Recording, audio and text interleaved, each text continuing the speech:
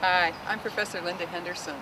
I direct the Master's of Science degree program in Project Management at the University of San Francisco. And today I have the pleasure of being at the de Young Museum here in San Francisco at the King Tut exhibit to talk about project management, and in particular one of the greatest projects of all time, the Great Pyramid of Giza. So let's explore the King Tut exhibit. Come with me.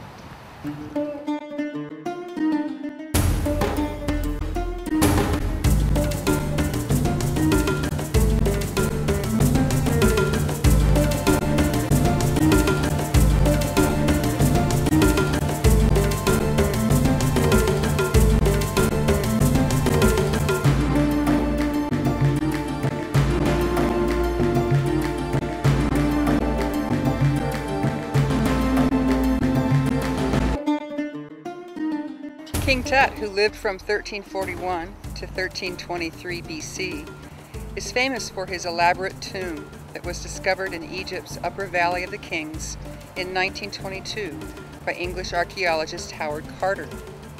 Further back in Egyptian history, however, are the Great Pyramids, located in Lower Egypt near the Mediterranean Sea. These Great Pyramids were constructed between 2700 and 1600 BC. The Great Pyramid of Giza is also one of the 7 wonders of the world. Giza required great construction challenges and sophisticated approaches to project management. Marshalling vast amounts of materials from all over the Egyptian kingdom, feeding, housing, and payment of thousands of workers in bread, beer, oil, food, and cloth, and scheduling of the work for timely completion, all prior to the death of the pharaoh for his final resting place. Large blocks of limestone and granite, around 2 to 2.5 million, some weighing as much as 20 tons, had to be cut at quarries and transported by boat across or down the Nile River. No doubt the Egyptian planners used early variations on design, work breakdown structures, diagrams to illustrate the work sequences, a critical path of work tasks, all tied to the pharaoh's uncertain lifeline. And they probably used optimization of their plans so that they could minimize the materials and labor required.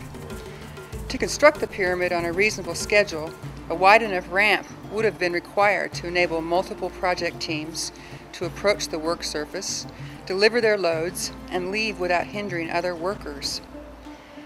Some modern project management experts estimate that the project required an average workforce of 13,000 and a peak workforce of 40,000, with 2 to 3 years of site preparation, 5 years of pyramid construction, and 2 years of ramp removal, decoration, and other related tasks. You know, today nothing remains of the plans for building the Great Pyramid at Giza. But experts assume that most of the planning actually occurred on site, and that there were plans executed in real dimensions.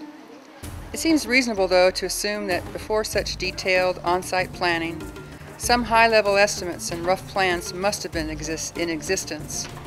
Why this was required is again a simple problem of project management. Failure to do so would result in the failure of the project as a whole, and no required burial temple for the pharaoh. Finally, in this course, you'll learn about the scalability of project management and the incredible value that it holds for small personal projects to large complex projects like the Pyramid of Giza. All of these are really critical, not just to project management in your professional life, but also to how you might apply it personally in the different kinds of projects that make up the quality of your life.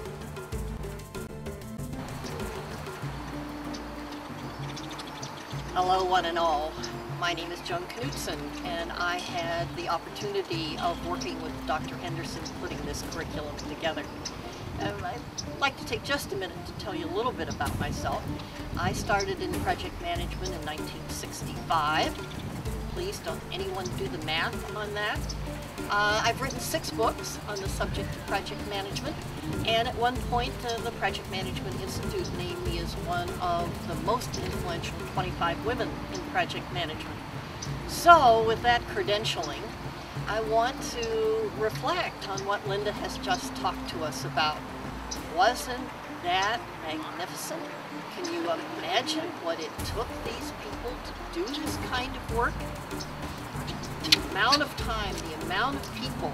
They had nothing. They had no pulleys, they had no iron tools, they had compasses.